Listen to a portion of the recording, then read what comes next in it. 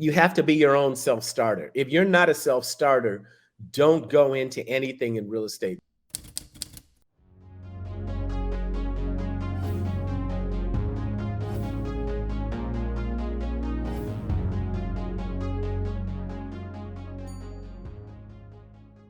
Hello, and welcome to this week's episode of the Real Estate Investors Club podcast. I am here with Ray Hightower, who is the CEO of Bridgetown Partners.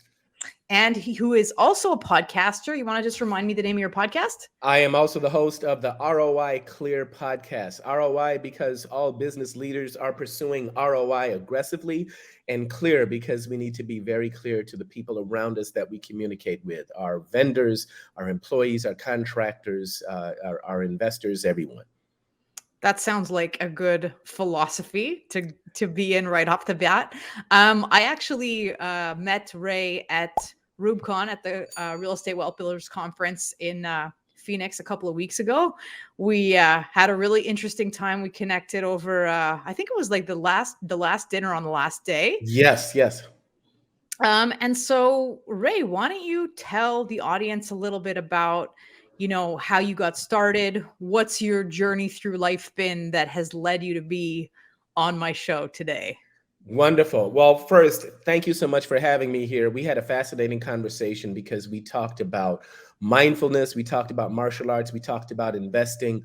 All of those are subjects within your book, Mindful Landlord. We talked about that. And you were kind enough to give me an autographed copy of your book as well. So I'm grateful for that. And I did a review. I did an honest review of your book on Amazon and also on my blog. So if any of you want to know what I really think of Terrie, go to my blog at rayhightower.com or go to Amazon and look at my review right there. So there it is right there. Yeah. So that's where we ended up. And my background is technology. I have a computer science degree from the University of Illinois in Chicago. I have worked for corporate America. I worked for Hewlett Packard and for IBM. And then I ran a technology company for 21 years. I started a company called Wisdom Group. We built local area networks for businesses. I started that in 1994.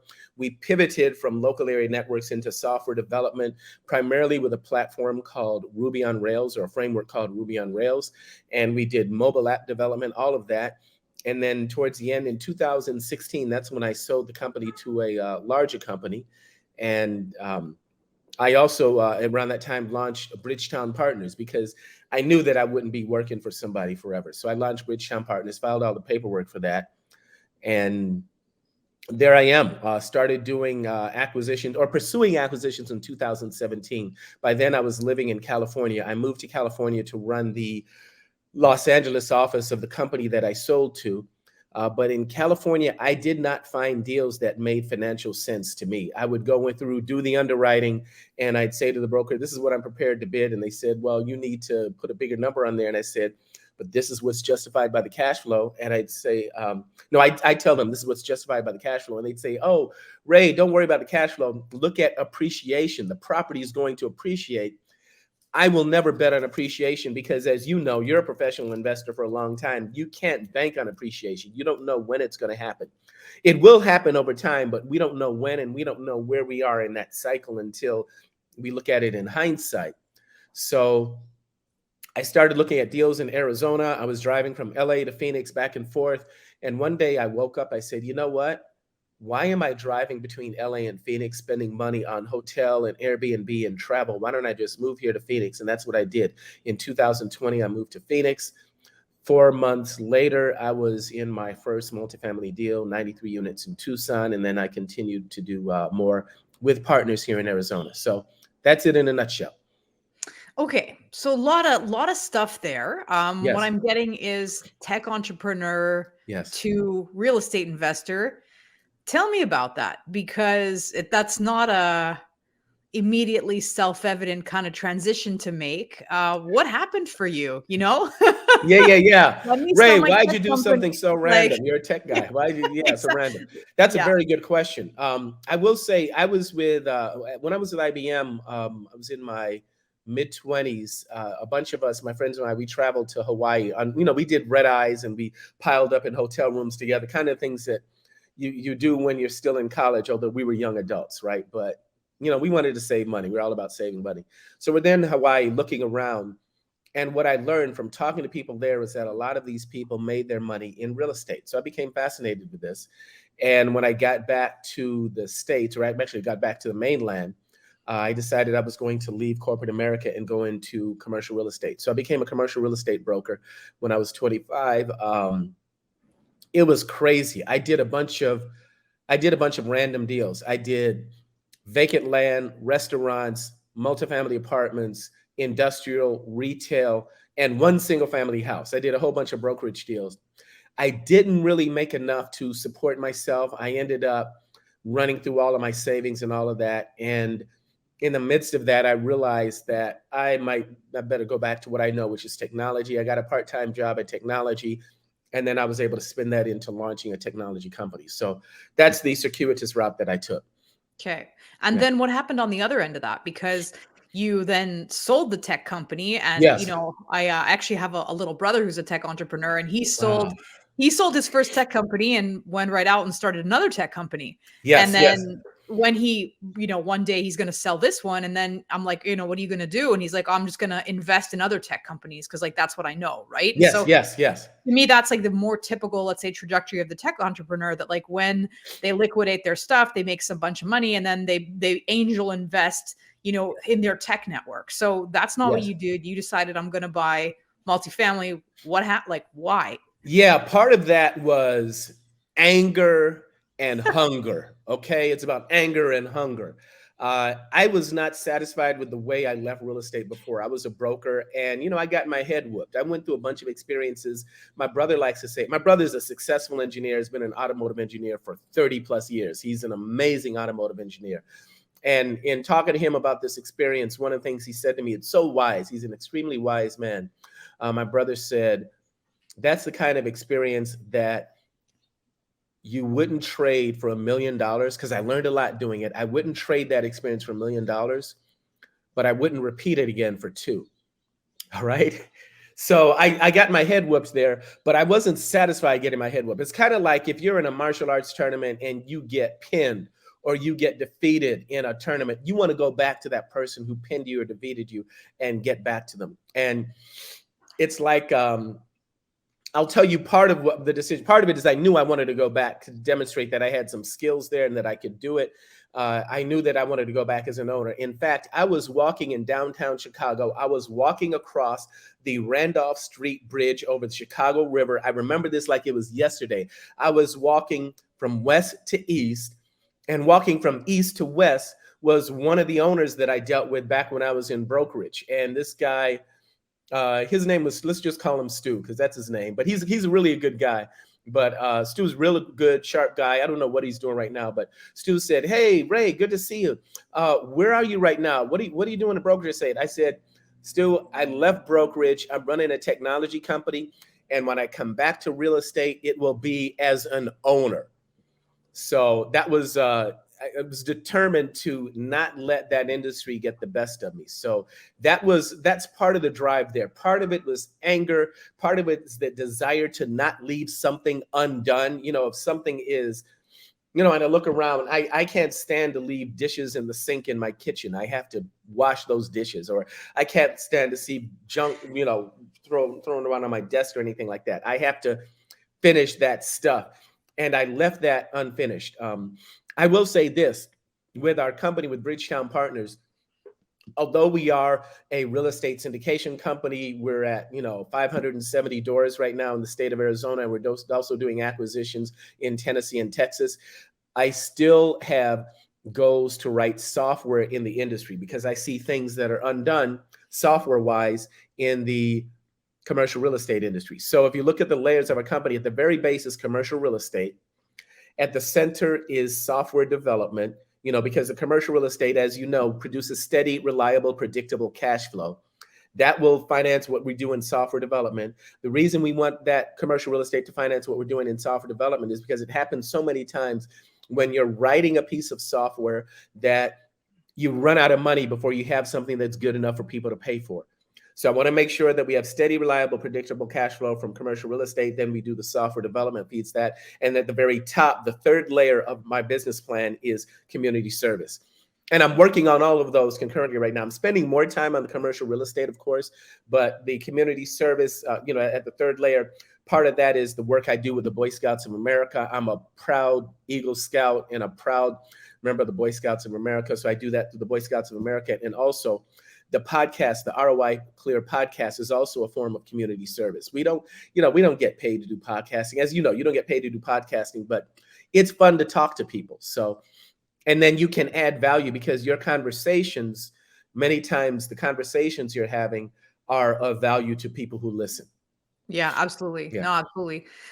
So I want to just, come back a little bit. I think, your transition from broker to investor, obviously we meet a bunch of different people in this industry, and I'm always fascinated by, I started, I guess, as a property manager, then I bought some buildings and I did my Yes. broker's license. And like, as I tried different hats in the industry, I ended up finding that the right hat for me is an investor and property manager hat. Like, Yes. I Yes. still have a broker's license, but Mm-hmm.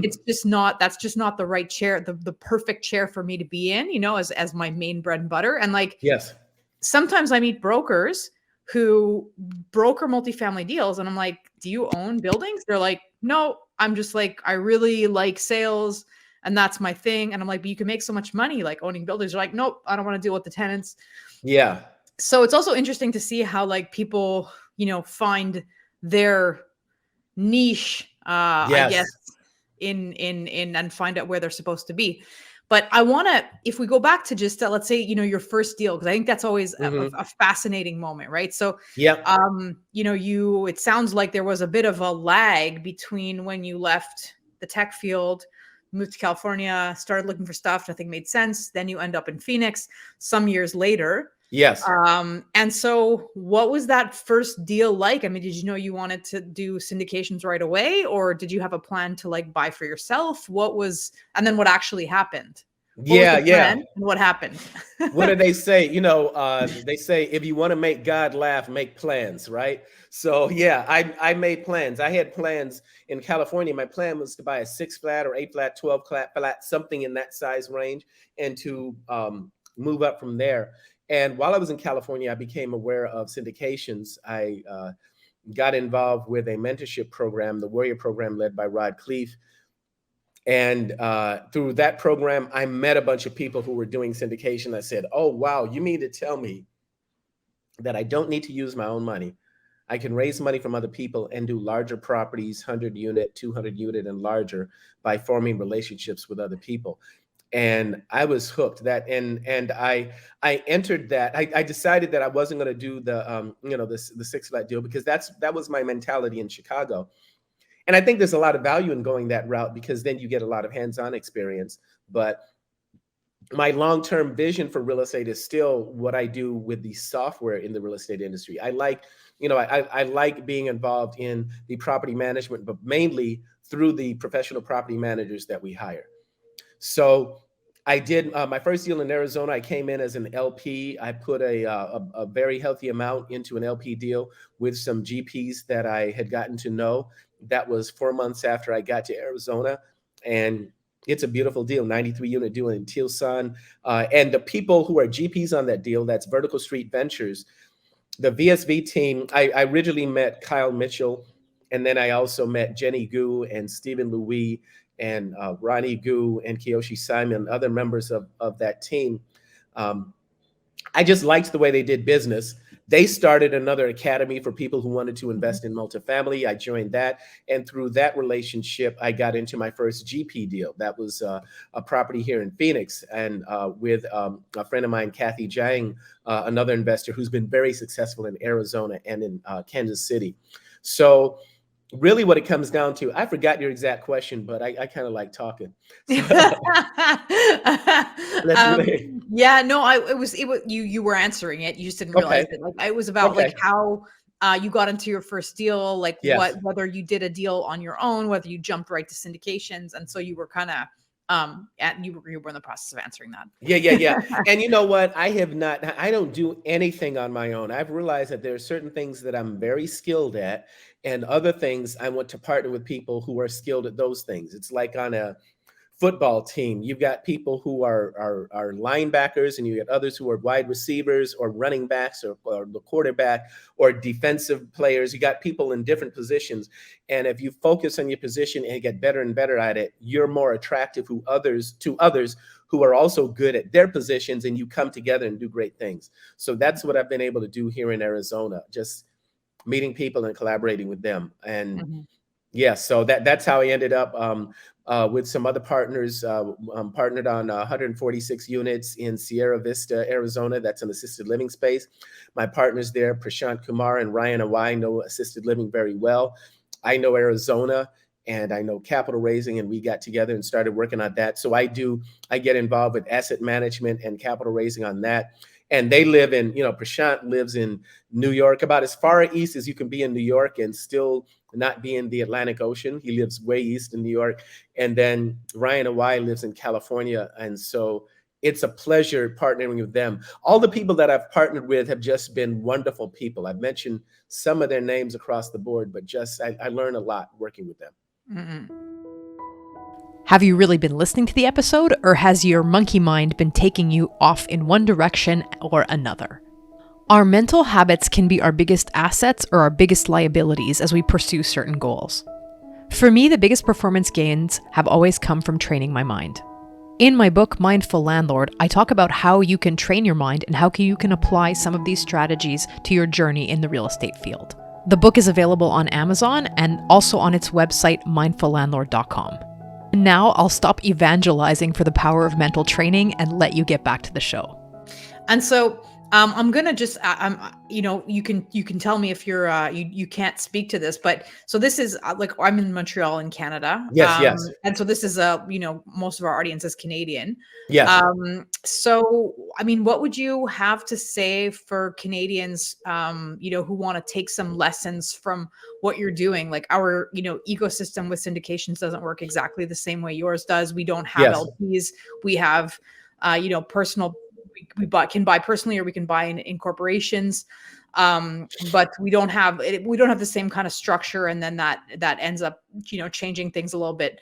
But what would you say for Canadians who are interested perhaps in investing in the States, and getting in on some of those deals, as maybe putting them together themselves, or else investing in something? What advice would you have?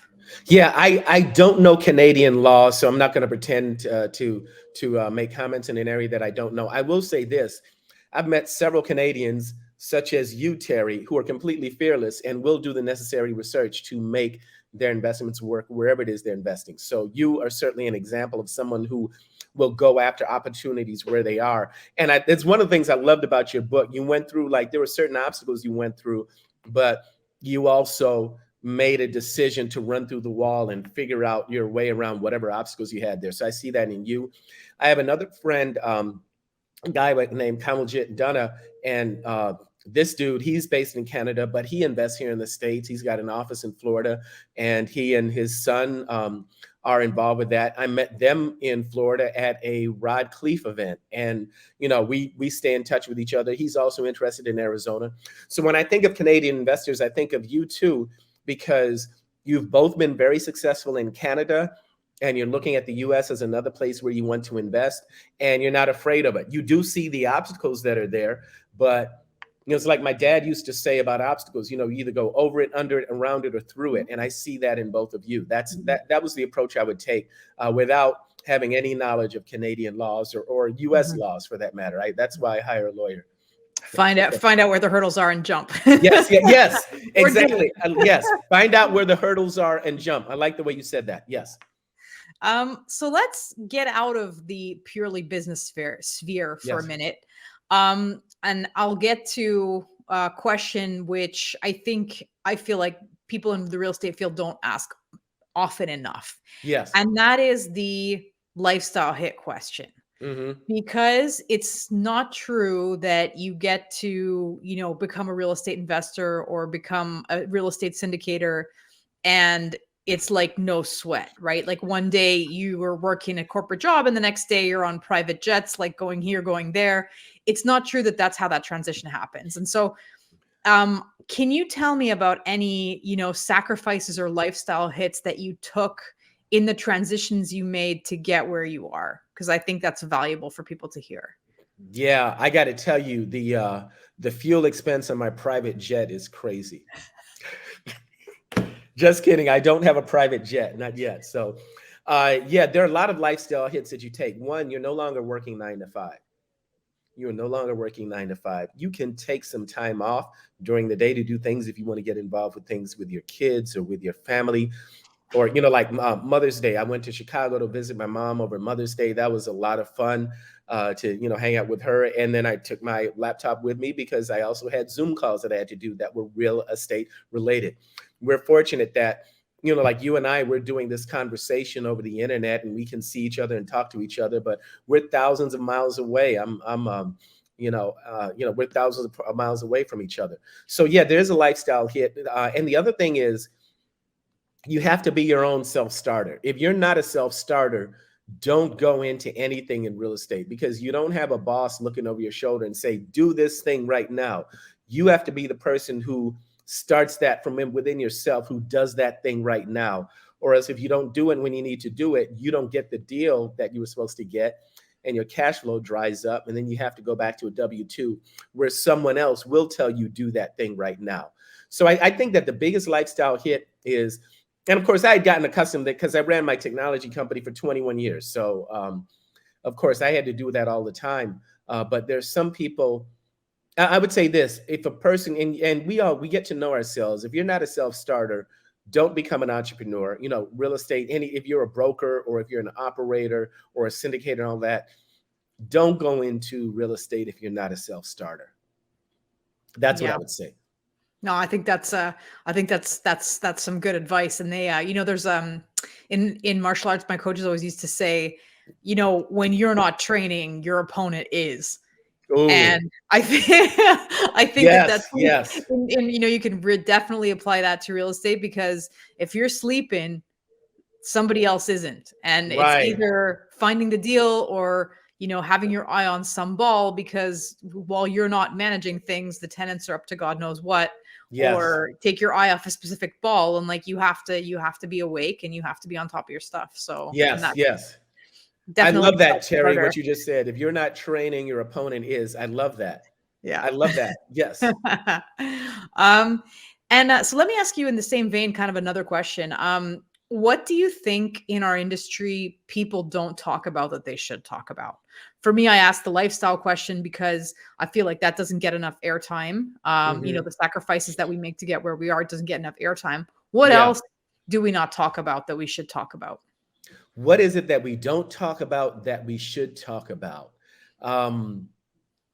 We absolutely need to talk about how hard it is, that it's very much a slog, that you're going to be lonely sometimes, that people are going to look at you and laugh that you decided to do this thing.